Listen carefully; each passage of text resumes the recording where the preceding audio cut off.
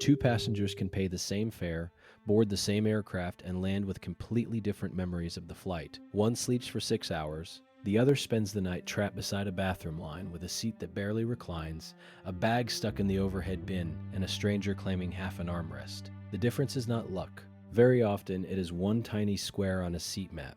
Airlines sell seats as if the choice is simple: window, aisle, or middle. Maybe extra legroom if you pay more. But the real cabin is more complicated. A seat can be next to a galley, it can be behind a bulkhead. It can sit over the wing, near the engines, beside a lavatory, in the last row, or in a window position where the window is not really where your shoulder expects it to be. This is not a safety ranking. These seats are not dangerous because of where they are. The problem is comfort, sleep, storage, privacy, noise, and how quickly you can get off the aircraft when a connection is tight. And the biggest rule is this: the worst seat is rarely one universal seat number. It is usually a stack of small penalties hidden inside the layout of one specific aircraft. So before you click confirm, these are 7 airplane seats you should avoid if you have a better option.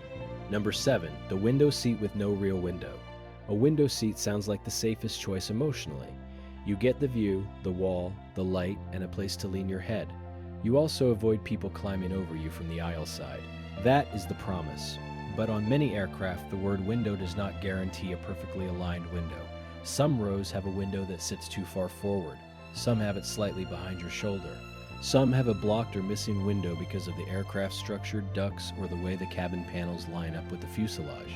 On a seat map, it still looks like a normal window seat. In the cabin, it can feel like you paid for a view and got a plastic wall. The damage is not dramatic, but it is real. You lose the view. You lose some natural light. And if you were planning to sleep by leaning into the sidewall, a badly aligned window can force your body into an awkward angle for the entire flight. On a short night sector, it may not matter. On a long daytime flight, it can turn the one advantage of the window seat into a frustration. The exception is simple. If you mainly want to avoid aisle traffic, or you plan to sleep with a neck pillow and do not care about the view, a misaligned window may be acceptable. But if you are choosing a window because you want the full window experience, check the exact aircraft map first. A window seat is not always a window seat. Number 6, the seat over the wing when you want quiet views. The wing zone is one of the most misunderstood parts of the cabin. Some passengers like it because it can feel closer to the aircraft's center of motion. In turbulence, sitting near the wing may feel less dramatic than sitting far back in the tail, but that does not make it the perfect seat for everyone. It is a trade-off. If you booked a window to watch coastlines, cities, mountains, or the approach into a new airport, the wing can take over the entire frame. Instead of the world below, you may see metal, flap-track fairings, and engine structure. And on aircraft with engines mounted under the wings, the area around the wing and engine zone can feel louder to sensitive passengers than seats farther forward. Noise is not a fixed number the airline prints on your boarding pass. It changes by aircraft type, engine, insulation, phase of flight, and even your own tolerance. But if your priority is a quiet long-haul sleep and you do not have noise-canceling headphones, the wing and engine zone deserves a second look. This is not a rule that the wing is bad. For anxious flyers who prefer a more stable feeling, it can be a very reasonable choice. For people who care about the view or the quietest possible cabin, the better option is often farther forward, away from the wing and engines, depending on the aircraft. The point is not to fear the wing, the point is to know what you are trading away. Number 5, economy bulkhead seats. Bulkhead seats have a powerful reputation because they look like an upgrade. There is no passenger directly in front of you. Nobody reclines into your knees. Sometimes there is more room around the legs. On certain aircraft, they are excellent. But in economy, a bulkhead can also be a trap hidden behind one attractive word: space. The first problem is storage. During taxi, takeoff, and landing, your personal item usually needs to go under the seat in front of you. In a bulkhead row, there may be no seat in front of you. That means your bag may have to go in the overhead bin, even if it contains headphones, medication, chargers, snacks, or a laptop you wanted close. If the bins fill up, the seat that looked convenient can become less convenient before the aircraft even leaves the gate. The second problem is the seat itself. Bulkhead seats often have tray tables or entertainment screens stored in the armrest.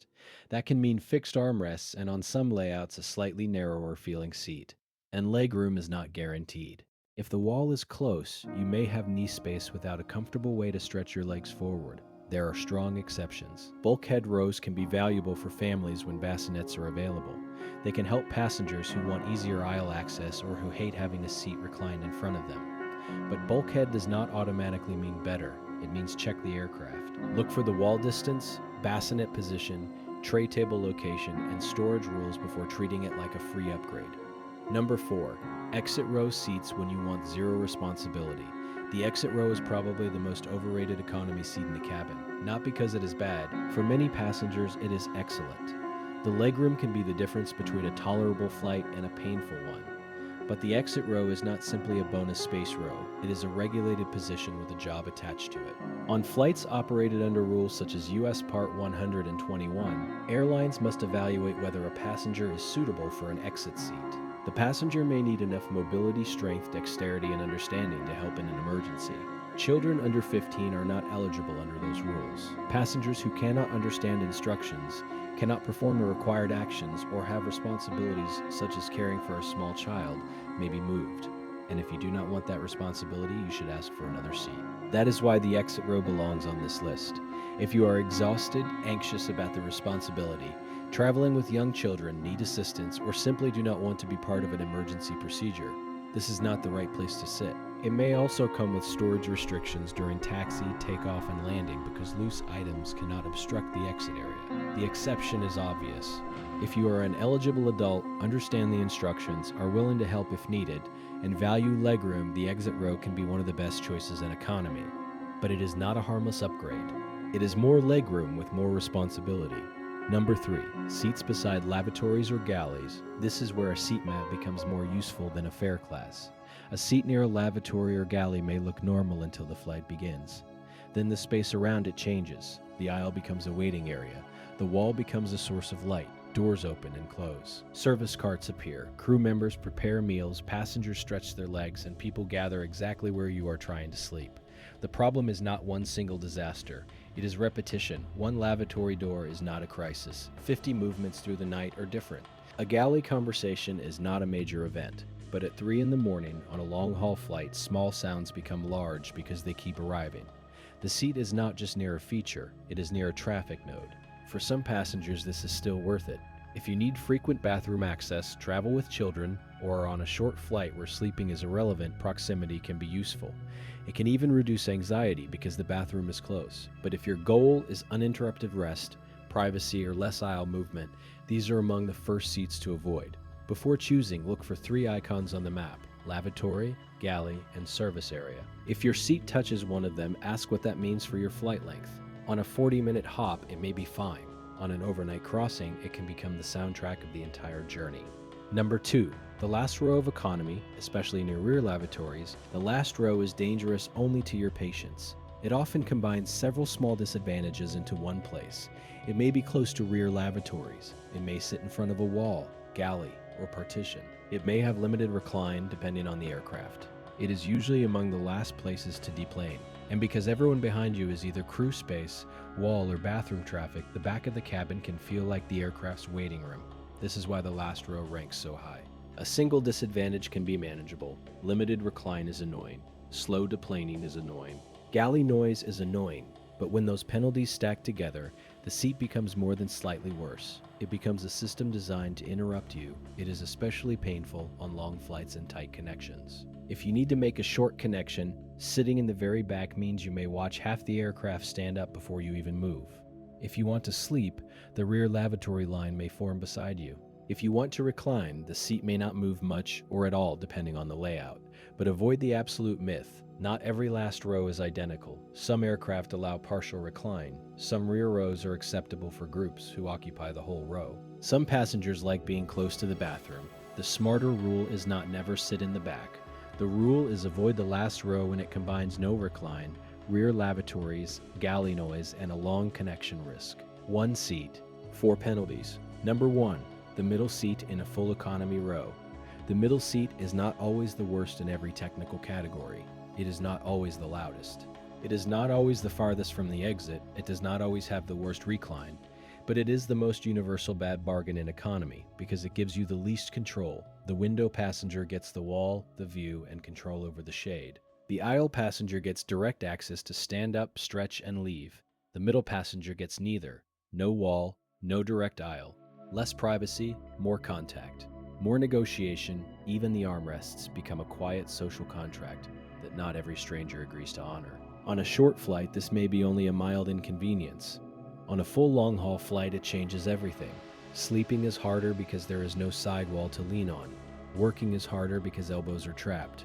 Moving is harder because you depend on the aisle passenger. Staying still is harder because the window passenger may need to get out. The middle seat is squeezed by both people's needs and protected by neither person's advantage. There are exceptions. Families and groups may use the middle seat strategically to sit together. A solo traveler may accept it if it avoids a high fee or if the flight is very short. But if you have a choice on a long flight, the middle seat is the one to avoid first. It is not about fear, it is about autonomy. In the air, comfort is often the ability to control small things. The middle seat removes more of that control than any other common economy seat. So what is the real lesson? The worst airplane seat is not a magic number like 33 billion or 58E. It is a pattern. A bad seat usually has more than one penalty: no recline, no storage, no view, high traffic, noise, responsibility you do not want, or a position that works against your reason for choosing it. That is why the best move happens before boarding. Do not choose only by window, aisle, or price. Check the exact aircraft and airline configuration.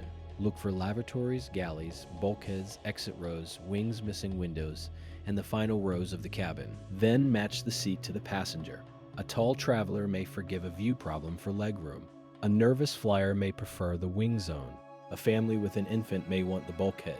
A business traveler with a tight connection may avoid the rear at almost any cost. A sleeper may sacrifice aisle access for quiet. Airline seats are sold as little squares, but each square sits inside a machine with walls, doors, carts, engines, passengers, rules, and time pressure. Choose the wrong square and the flight can feel much longer than the schedule says. Choose the right one, and the same aircraft, the same fare, and the same route can feel like a completely different trip.